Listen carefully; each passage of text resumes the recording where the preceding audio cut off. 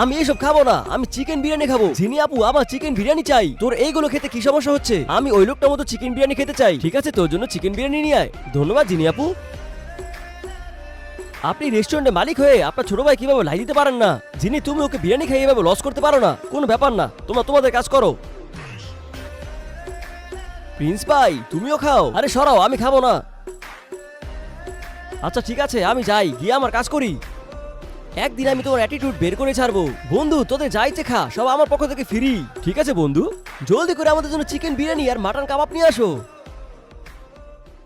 তোমাকে আলু সবজি কে আনতে বললো? প্রথমে চিকেন বিরিয়ানি টাকাটা দাও। এটা বলো না যে এটা আমার বোনের রেস্টুরেন্ট। বেশি কথা বললে জব থেকে বের করে দেবো।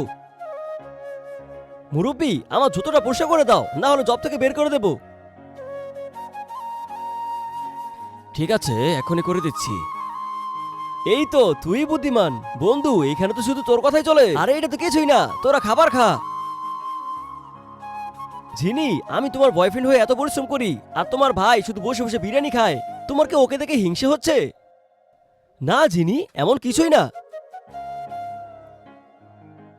এবছর আপনারা অনেক পরিশ্রম করেছেন। নতুন বছর আসছে, এজন্য আমি আপনাদের সবার স্যালারি অ্যাডভান্স করে দিচ্ছি। ধন্যবাদ জিনি। অনেক ঠান্ডা পড়েছে, তোমরা জলদি করে বাড়িতে চলে যাও।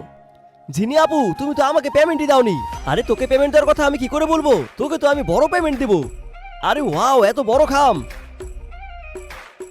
প্রিয় গ্রাহক, আপনি আপনার বন্ধুর সাথে যে খরচটা করেছেন সেটা আপনার এই স্যালারি থেকে কেটে নেওয়া হবে। যদি আপনি আবারও বিরিয়ানি খেতে চান তাহলে আবার আপনার টাকা কাটা হবে। আর হ্যাঁ, দ্বিতীয়বার যদি আমার এখানকার স্টাফকে কিছু বলেছিস তাহলে তোকে জব থেকে বের করে দেবো।